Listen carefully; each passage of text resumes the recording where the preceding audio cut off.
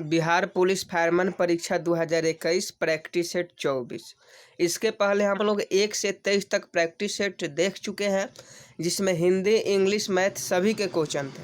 और हर practice set में हम लोग 100 क्वेश्चन देखते हैं, और आज के भी प्रैक्टिस सेट में हम लोग 100 क्वेश्चन देखेंगे। तो अगर आप भी बिहार पुलिस फायरमैन में सफलता पाना चाहते हैं तो आपके लिए यह वीडियो बहुत ही महत्वपूर्ण है, क्योंकि सेम टू सेम जैसा आपके एग्जाम में पूछा जाएगा वैसे ही क्वेश्चन आपके सामने हम लेकर आ गए हैं, वो भी 100 के 100। तो चलिए, पहला आज का प्रश्न है। हर प्रश्न के लिए आपके पास 5 सेकंड का समय होगा आंसर बताने के लिए, और आप हमारे साथ लाइव जुड़ चुके हैं तो आप लोग सभी प्रश्न का कमेंट, जो सही आंसर होगा वो कमेंट बॉक्स में जरूर कमेंट कीजिएगा। पहला प्रश्न आपके मोबाइल स्क्रीन पर, संविधान सभा में संसदीय प्रणाली को राष्ट्रपति प्रणाली की तुलना में अधिक तरजीह दी गई, क्योंकि ऑप्शन ए, इसके संचालन का कुछ अनुभव था और सुस्थापित संस्थाओं को जारी रखने से अनेक लाभ थे। ऑप्शन बी, संभवतः उन्हें ऐसी नियतकालिक कार्यपालिका पसंद थी जिसे हटाया ना जा सके। ऑप्शन सी, बहुवादी समाज तथा विविधताओं से भरपूर देश के सभी के हितों के लिए अनुकूलन थी। ऑप्शन डी, उपयुक्त सभी। तो 1 नंबर प्रश्न का सही जवाब आप लोग जल्दी से कमेंट बॉक्स में दीजिए कि इसका सही आंसर क्या हो जाएगा। तो इसका सही आंसर ऑप्शन डी हो जाएगा, उपयुक्त सभी। संविधान सभा में संसदीय प्रणाली को राष्ट्रपति प्रणाली की तुलना में अधिक तरजीह दी गई थी, क्योंकि ये तीनों बातें जो उसमें थी वो सम्मिलित थी। तो ऑप्शन डी, उपयुक्त सभी, इस प्रश्न का बिल्कुल सही आंसर हो जाएगा। अगला प्रश्न है, पाटलिपुत्र को किस शासक ने सर्वप्रथम अपनी राजधानी बनाया? पाटलिपुत्र को किस शासक ने सर्वप्रथम अपनी राजधानी बनाया? देखिए, आपके सामने 4 ऑप्शन होंगे, जल्दी से आप बताइए कि इस प्रश्न का सही आंसर क्या हो जाएगा। पाटलिपुत्र को किस शासक ने सर्वप्रथम अपनी राजधानी बनाया? तो 2 नंबर का जो राइट आंसर हो जाएगा, ऑप्शन ए हो जाएगा, उदयन। उदयन ने पाटलिपुत्र को सर्वप्रथम अपनी राजधानी बनाया। तो उदयन इस प्रश्न का बिल्कुल सही आंसर हो जाएगा। और बहुतों बार आपके एग्जाम में क्वेश्चन ये पूछा भी गया है कि पाटलिपुत्र को सबसे पहले अपनी राजधानी कौन बनाया? तो उदयन इस प्रश्न का बिल्कुल सही आंसर हो जाएगा। देखिए, 3 नंबर प्रश्न है, नालंदा विश्वविद्यालय किस लिए विश्व प्रसिद्ध था? फटाफट इस प्रश्न का सही जवाब आप लोग कमेंट बॉक्स में कमेंट कीजिए कि नालंदा विश्वविद्यालय किस लिए विश्व प्रसिद्ध था। तो इस प्रश्न का सही आंसर आप लोग बता रहे हैं ऑप्शन सी, बौद्ध धर्म दर्शन, और बिल्कुल सही आंसर है। अगर आपसे क्वेश्चन पूछे कि नालंदा विश्वविद्यालय की स्थापना किसने की, तो नालंदा विश्वविद्यालय की स्थापना पाल वंश के शासक धर्मपाल ने की। अगर आपसे क्वेश्चन पूछ दे कि नालंदा विश्वविद्यालय की स्थापना किसने की, धर्मपाल ने की। देखिए, अगला प्रश्न 4 नंबर है, मुख्यमंत्री किसके लिए जिम्मेदार नहीं है? जल्दी से आप लोग सही आंसर बताइए कि मुख्यमंत्री किसके लिए जिम्मेदार नहीं है। आपके मोबाइल स्क्रीन पर 4 ऑप्शन है, चारों में से एक सही आंसर है। आप जल्दी से कमेंट बॉक्स में कमेंट कीजिए। आपके सामने हम लाइव आ चुके हैं बिहार पुलिस फायरमैन का प्रैक्टिस सेट लेकर। और देखिए, प्रैक्टिस सेट लगाने में तभी मजा आता है जब बहुतों लोग हमारे साथ जुड़े हैं। तो एक बार अगर आप इस सेशन को शेयर कर देंगे तो बहुत अच्छा होगा, ताकि बहुत सारे लोग हमारे साथ जुड़ जाएंगे। और वीडियो को लाइक करना मत भूलिएगा, क्योंकि आपके एक लाइक से हमें मोटिवेशन मिलती है। तो देखिए, 4 का सही आंसर आने लगा है, ऑप्शन सी, राज्य की सुरक्षा। मुख्यमंत्री किसके लिए जिम्मेदार नहीं है? राज्य की सुरक्षा के लिए। देखिए, अनुच्छेद 355 के आधार पर राज्य की सुरक्षा के लिए संघ सरकार उत्तरदायी होती है, और अनुच्छेद 368 का संबंध संविधान संशोधन प्रक्रिया से है। वही अगर 352 आर्टिकल 352 पूछे तो वह आपका किससे है? राष्ट्रीय आपातकाल से है। आर्टिकल 352 राष्ट्रीय आपातकाल से संबंधित है। देखिए, अगला प्रश्न है, वित्तीय घाटे का तात्पर्य है। वित्तीय घाटे का तात्पर्य है। जल्दी से इस प्रश्न का सही जवाब आप लोग कमेंट बॉक्स में कमेंट कीजिए कि वित्तीय घाटे का तात्पर्य क्या है। और 5 का जो आंसर है, ऑप्शन सी आने लगा है, सभी मदों से प्राप्त आय खर्च से कम। वित्तीय घाटे का तात्पर्य क्या है? तो सभी मदों से प्राप्त आय खर्च से कम। और वित्तीय घाटे का तात्पर्य है सभी मदों से प्राप्त आय खर्च से कम। ऑप्शन सी इस प्रश्न का बिल्कुल सही आंसर हो जाएगा। और अगला प्रश्न देख लीजिए। अगला प्रश्न इंग्लिश का है, 6 नंबर की, change the following sentence from active to passive. आपको एक्टिव से पैसिव में कन्वर्ट करना है। Mister Kumar teaches us English. तो 6 का जो सही आंसर हो जाएगा, दिए गए वाक्य का सही पैसिव फॉर्म जो हो जाएगा, we are taught English by mister Kumar. We are taught English by mister Kumar, option A हो जाएगा, क्योंकि बिकॉज ऑफ इसका सही आंसर ऑप्शन ए हो जाएगा। और 7 नंबर प्रश्न देख लीजिए आप लोग, choose the correct suffix to complete the word in the given sentence. The accident happened because of careless.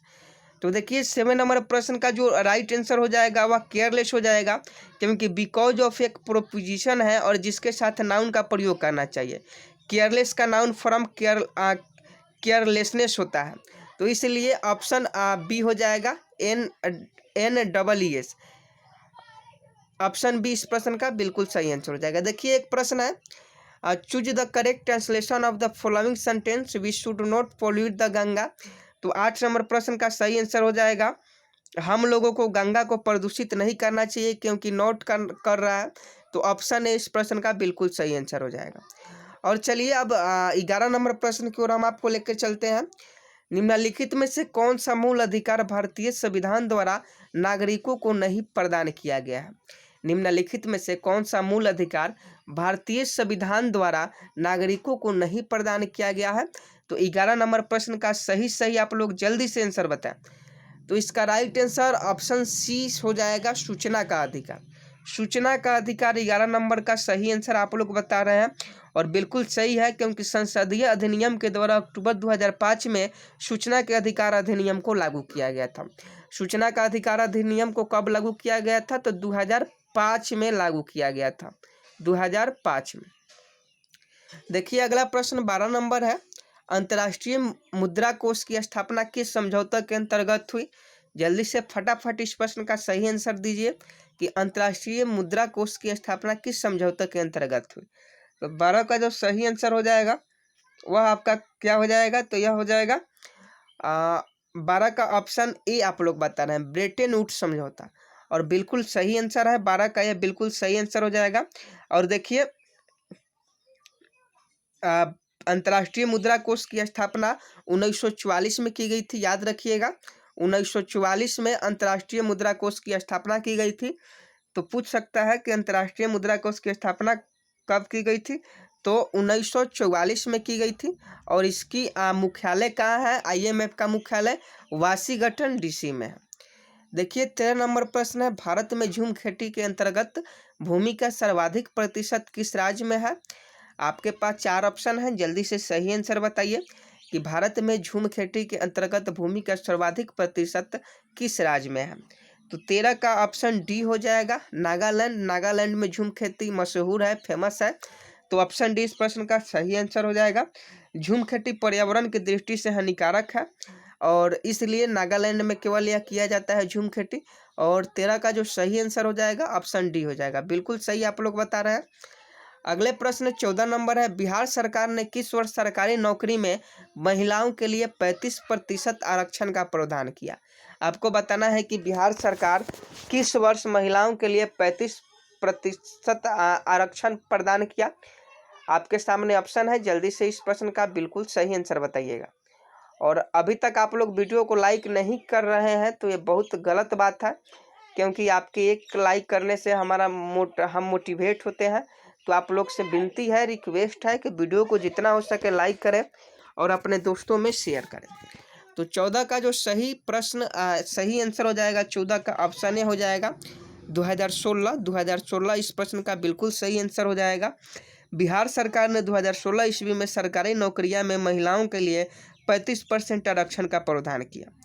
Bihar का जनसंख्या घनत्व अगर पूछे तो 2011 के अनुसार 1106 प्रति वर्ग किलोमीटर है, और बिहार का लिंग अनुपात 918 है, याद रखिएगा 1000 पुरुष पर 918 महिलाएं हैं। अगला प्रश्न देख लीजिए, हिंदी का है कि बिहार का सर्वोच्च साहित्यिक सम्मान से सम्मानित कौन है?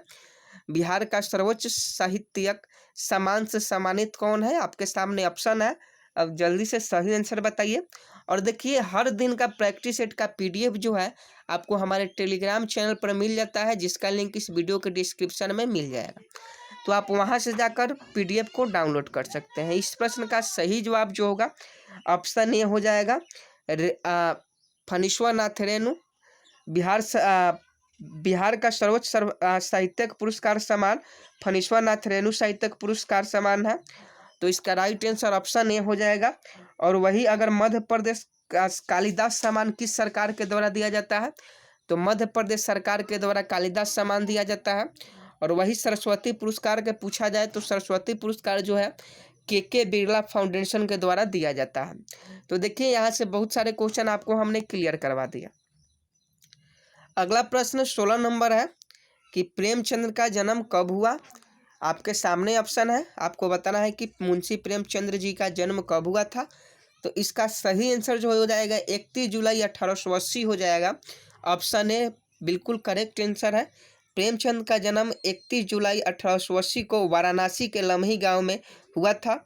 और देखिए इन्होंने बहुत सारी रचना की थी और बार बार आपके एग्जाम में पूछा भी जाता है, चाहे वह बिहार पुलिस का हो या बिहार होमगार्ड को हो या आपका हो। देखिए 17 नंबर प्रश्न है, हिंदी का है। अति शुद्धो स्नेह की मार्ग है, जहाँ नेखु सैनाप बाक नहीं।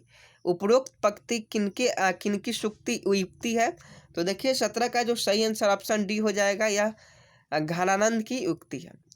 अगला देखिए 18 नंबर हिंदी का क्वेश्चन है, 20 के दांत किनकी रचना है। तो 18 का जो सही आंसर हो जाएगा वह श्री नलिन बिलोचन शर्मा हो जाएंगे। ऑप्शन सी 20 के दांत नलिन बिलोचन शर्मा जी की रचना है। अगला है विडंबना का समानार्थक शब्द पूछा है। तो 19 का जो सही आंसर हो जाएगा उपहास हो जाएगा। बहुतों बार ये क्वेश्चन पूछा जा चुका है।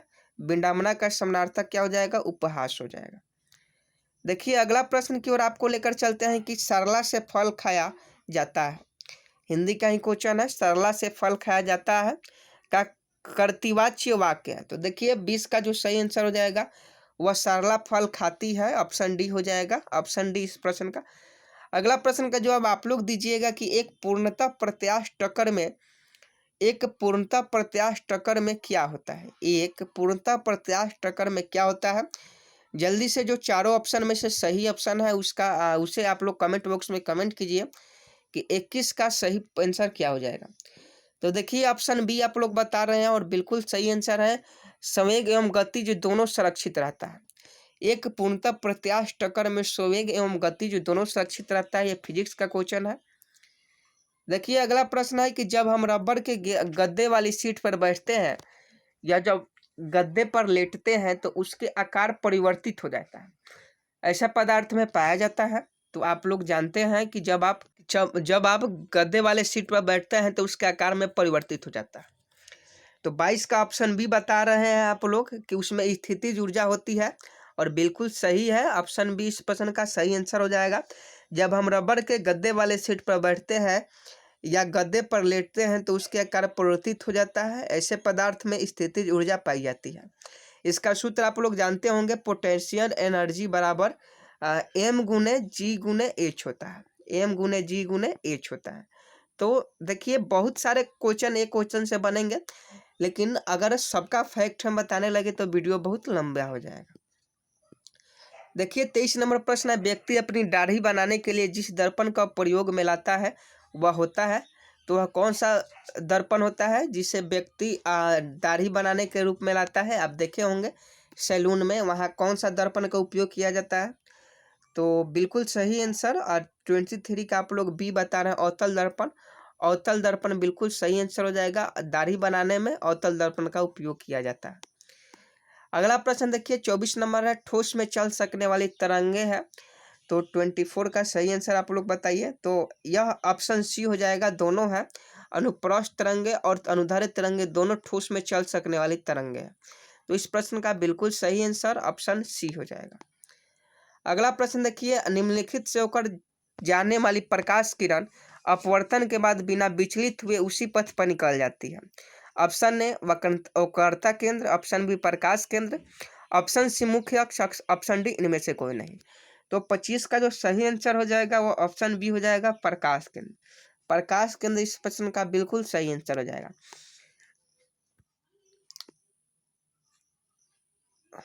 अगला प्रश्न है 26 नंबर, एक लेंस में आवर्धन का मान सदैव 1 से कम होता है, वह लेंस कहलाता है।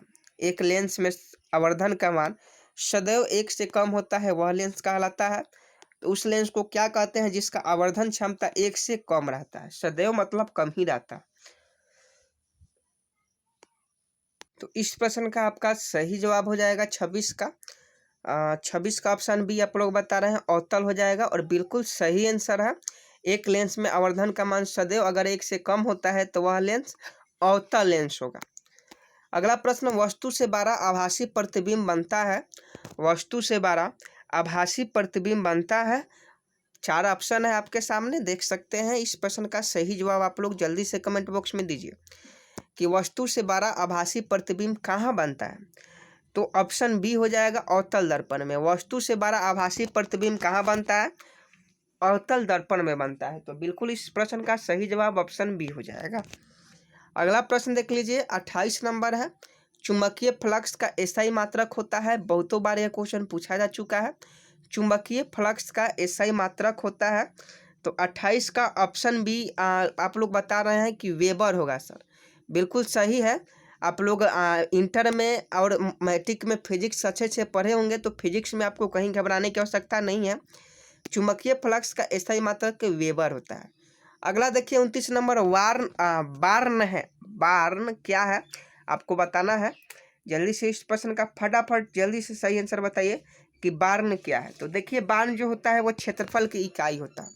ऑप्शन ए इस प्रश्न का बिल्कुल सही आंसर हो जाएगा। बार्न जो है वह क्षेत्रफल की इकाई है।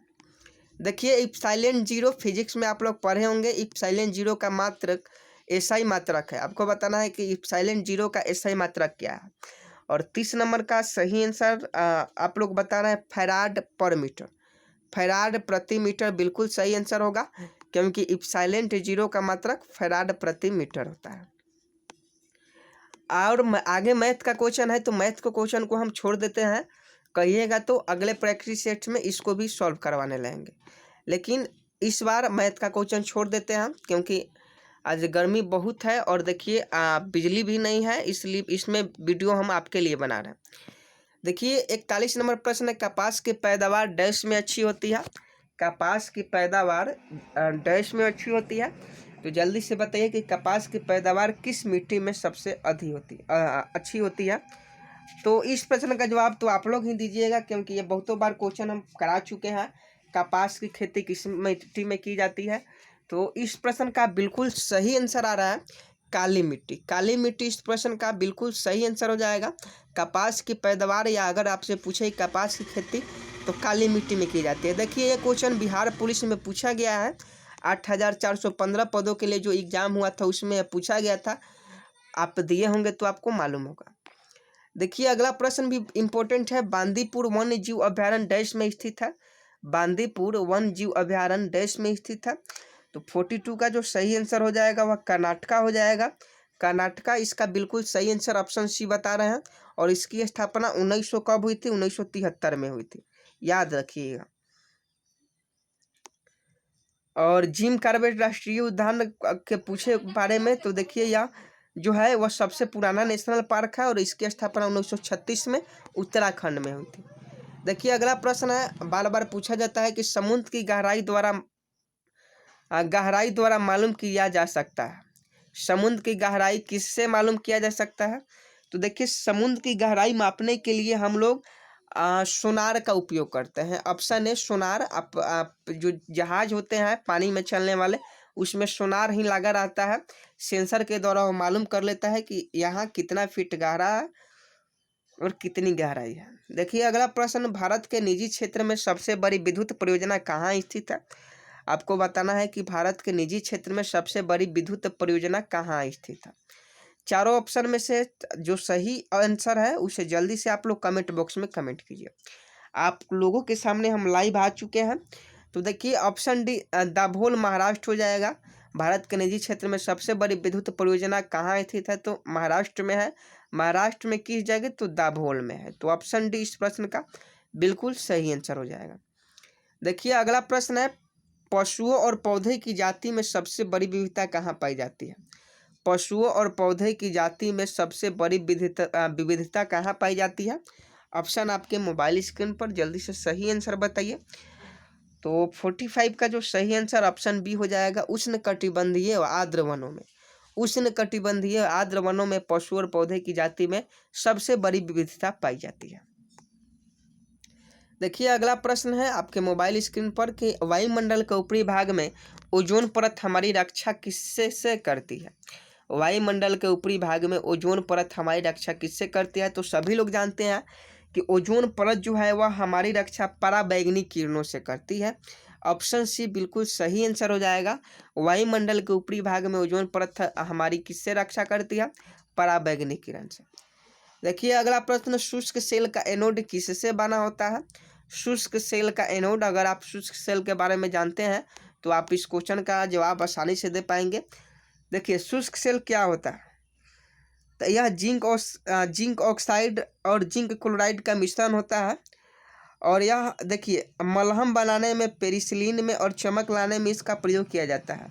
और इसका जो एनोड बना होता है वो ग्रेफाइट कार्बन का बना होता है। कार्बन के दो अप्रूफ होते हैं, हीरा और ग्रेफाइट, और यह ग्रेफाइट का एनोड इसका बनाया जाता है शुष्क सेल का। देखिए अगला प्रश्न, हाइड्रोजन बम का आविष्कार किसने किया था। बहुत इंपॉर्टेंट क्वेश्चन है, हाइड्रोजन बम का आविष्कार किसने किया था। तो 48 का जो सही आंसर हो जाएगा, आप लोग जल्दी से कमेंट बॉक्स में बताइए कि हाइड्रोजन बम का आविष्कार किसने किया था। और इसका आविष्कार एडवर्ड टेलर ने किया था। एडवर्ड टेलर ने हाइड्रोजन बम का आविष्कार किया था। और देखिए अगला प्रश्न, आपके मोबाइल स्क्रीन पर मानव का सामान्य रक्तदाब कितना होता है। बहुतों बार यह क्वेश्चन पूछा गया है कि मानव का सामान्य रक्तदाब कितना होता है। तो 49 का जो सही आंसर हो जाएगा वह 120 से 80 mmHg हो जाएगा। ऑप्शन ए बिल्कुल सही आंसर हो जाएगा, 120/80 mmHg। ऑप्शन ए इसका बिल्कुल सही आंसर हो जाएगा। अगला प्रश्न देख लीजिए, अगला प्रश्न क्या पूछ रहा है, 50 नंबर प्रश्न है। उपस्थित तथा हड्डियों के निर्माण और संपोषण में आवश्यक तत्व होता है। उपस्थित तथा हड्डियों के निर्माण और संपोषण में आवश्यक तत्व होता है। तो देखिए 50 का जो सही आंसर हो जाएगा option B option B calcium हो जाएगा, क्योंकि कैल्शियम के कारण ही जो होती है वह बोन, हड्डी जो होती है वह मजबूत रहती है। तो ऑप्शन बी इस प्रश्न का बिल्कुल सही आंसर हो जाएगा। और देखिए अभी तक हम लोगों ने आधा प्रैक्टिस सेट कर लिया है, मतलब 50 क्वेश्चन कर लिया है, क्योंकि ये प्रैक्टिस सेट जो है वह 100 क्वेश्चनों का टेस्ट सीरीज है और अभी तक हम लोगों ने 50 क्वेश्चन कर दिया है। तो देखिए बहुतों लोग देख रहे हैं लेकिन लाइक नहीं कर रहे हैं, तो उनसे रिक्वेस्ट है कि वो लोग अंगूठे का इस्तेमाल करें और वीडियो को जितना हो सके उतना लाइक करें, क्योंकि आपके एक लाइक करने से हमें मोटिवेट मिलता है। और देखिए अभी तक आप इस वीडियो को शेयर नहीं कर रहे हैं तो आप बहुत बड़ी गलती कर रहे हैं। आप जितना हो सके उतना आप इस वीडियो को शेयर कीजिए, अपने दोस्तों को जोड़िए, ताकि जो भी बिहार पुलिस फायरमैन की तैयारी करते हैं उनको अच्छे प्रैक्टिस सेट की ओर आप लेकर आए। और देखिए अगर हम जितने भी प्रैक्टिस सेट करवाएंगे वह अगर आप एग्ज़ाम से पहले कर देते हैं तो देखिए 60 से 70 क्वेश्चन बिल्कुल हमारे प्रैक्टिस सेट से ही आएंगे। तो आपको घबराने की आवश्यकता नहीं है, आप लोग केवल मन लगा के प्रैक्टिस सेट कीजिए। और देखिए जीके का अलग क्लास ला ही रहे हैं और प्रैक्टिस सेट भी ला रहे हैं, तो आपको घबराने की कहाँ आवश्यकता पड़ती है, कहीं नहीं। तो जल्दी से जल्दी वीडियो को लाइक करें, शेयर करें। अभी तक आप चैनल को सब्सक्राइब नहीं किए हैं तो रोज डेली प्रैक्टिस सेट पाने के लिए चैनल को सब्सक्राइब कर लें। देखिए 51 नंबर प्रश्न है, मिल्क ऑफ मैग्नीशिया एक निलंबन है। मिल्क ऑफ मैग्नीशिया किसका निलंबन है, यही आपको बताना है। तो देखिए 51 का सही आंसर आप लोग कमेंट बॉक्स में दीजिए। लाइव आपके सामने हम जुड़ गए हैं। मिल्क ऑफ मैग्नीशिया का जो है वह ऑप्शन वाला ऑप्शन बी हो जाएगा, मैग्नीशियम हाइड्रोक्साइड। क्या है, मैग्नीशियम हाइड्रोक्साइड इस प्रश्न का बिल्कुल सही आंसर हो जाएगा। इसका सूत्र MgOH होता है, आप सभी जानते हैं MgOH होल्ट/2 होता है इसका सूत्र मिल्क ऑफ मैग्नीशिया का। और देखिए अगला प्रश्न, प्लास्टर ऑफ पेरिस का रासायनिक नाम क्या है। बहुतों बार पूछा जाता है। प्लास्टर ऑफ पेरिस का जो रासायनिक नाम होता है वह कैल्शियम सल्फेट हेमीहाइड्रेट होता है। ऑप्शन सी इस प्रश्न का बिल्कुल सही आंसर हो जाएगा। प्लास्टर ऑफ पेरिस का रासायनिक नाम कैल्शियम सल्फेट हेमीहाइड्रेट होता है। और देखिए इसका सूत्र होता है CaSO4, लिख देते हैं CaSO4 हैंग कर रहा है शायद, CaSO4 और इसका होल्ट वाई होता है और H2O होता है। तो CaSO4 होल्ड बाई H2O होता है कैल्शियम प्लास्टर ऑफ पेरिस का रासायनिक सूत्र। देखिए अगला प्रश्न है, स्टेनलेस स्टील किसकी एक मिश्र धातु है? स्टेनलेस स्टील 53 नंबर है कि किसकी एक मिश्र धातु है? तो फटाफट इस प्रश्न का सही जवाब दीजिए। और इस प्रश्न का जो सही आंसर हो जाएगा, देखिए क्या होगा, Fe plus C plus Cr plus Ni। तो देखिए इसका यही सूत्र है, यही मिश्र धातु से मिलकर स्टेनलेस स्टील बनाया जाता है। Fe का मतलब लोहा हो जाएगा, C का मतलब कार्बन हो जाएगा, Cr का मतलब क्रोमियम हो जाएगा और Ni का मतलब निकेल हो जाएगा। तो देखिए 53 का जो सही आंसर हो जाएगा वह ऑप्शन डी हो जाएगा, लोहा, क्रोमियम और कार्बन। और अगला प्रश्न देख लीजिए, 54 नंबर है, कांच को नीला रंग निम्नलिखित में से कौन प्रदान करता है? कांच को नीला रंग निम्नलिखित में से कौन प्रदान करता है? 54 नंबर प्रश्न का सही जो आप लोग जल्दी से दीजिए। और देखिए बहुत सारे लड़के का कमेंट आ रहा है कि सर ऑप्शन ए हो जाएगा, ऑप्शन ए हो जाएगा, कोबाल्ट ऑक्साइड। तो बिल्कुल सही आंसर है, कांच को नीला रंग जो है वह कोबाल्ट ऑक्साइड प्रदान करता है। अगला प्रश्न, रक्त स्कंदन में कौन सा विटामिन क्रियाशील होता है? तो देखिए आप सभी जानते हैं कि रक्त का थक्का नहीं बनता है विटामिन के कारण। तो विटामिन के बिल्कुल सही आंसर हो जाएगा, विटामिन के कारण ही रक्त स्कंदन क्रियाशील होता है, जिसमें खून का बहाव नहीं रुकता है और जिसे हम लोग हीमोफीलिया रोग का नाम देते हैं। और 56 नंबर प्रश्न है, किसकी उपस्थिति के कारण गाय का दूध का रंग पीला होता है? बहुतों बार पूछा गया प्रश्न है, NTPC का फेवरेट क्वेश्चन है। तो बताइए कि जल्दी से कि किसकी उपस्थिति के कारण गाय का दूध का रंग पीला होता है? ऑप्शन डी कैरोटीन बिल्कुल सही आंसर आ रहा है। बहुत सारे बच्चे सही आंसर बता रहे हैं, किसकी उपस्थिति के कारण गाय का दूध रंग का पीला होता है? कैरोटीन के कारण। देखिए अगला प्रश्न है, एंजाइम मूल रूप से क्या है? एंजाइम मूल रूप से क्या है? तो एंजाइम जो होता है वह मूल रूप से क्या होता है? प्रोटीन होता है। बायोलॉजी में पढ़े होंगे, एंजाइम जो होता है वह मूल रूप से प्रोटीन होता है। ऑप्शन सी बिल्कुल सही आंसर। अगला प्रश्न देख लीजिए, कान की कितनी हड्डियां होती है? कान की कितनी हड्डियां होती है? तो आप देखे होंगे, चाहे आप महसूस किए होंगे कि कान में 6 हड्डियां होती है। अगर किसी से सवाल पूछिएगा कि कान में कितनी हड्डियां होती है तो उसको मालूम ही नहीं होगा, लेकिन आपको मालूम चलेगा कि कान में कितनी हड्डियां होती है? 6 हड्डियां होती है। और सबसे छोटी हड्डी कान में ही पाई जाती है, जिसका नाम स्टेपीज है। अगला, पौधे में जाइलम उत्तक निम्नलिखित में से किस पदार्थ का संवहन करता है? तो इसका जो सही आंसर हो जाएगा वह ऑप्शन ए हो जाएगा, पानी। पौधे में जाइलम उत्तक पानी का परिवहन करता है और फ्लोएम उत्तक खाने वाला पदार्थ को एक जगह से दूसरे जगह ले जाता है। अगला प्रश्न 60 नंबर, प्याज में निम्नलिखित में से किसमें खाद्य जमा होता है? तो प्याज में जो होता है वह सल्क पत्र जो होता है, प्याज में सल्क पत्र जो होता है उसमें खाद्य जमा होता है। प्याज में गुणसूत्रों की संख्या 16 होता है।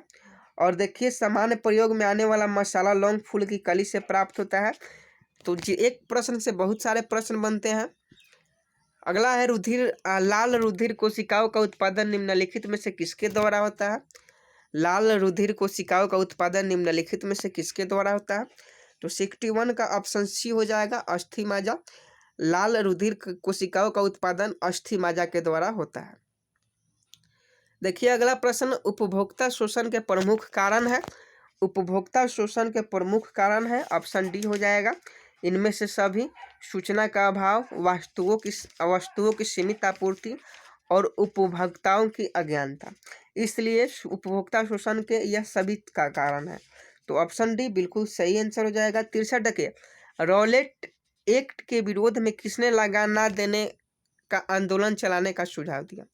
तो देखिए रॉलेट एक्ट 1919 में पारित हुआ था और इसका सही आंसर जो हो जाएगा वह स्वामी श्रद्धानंद हो जाएंगे।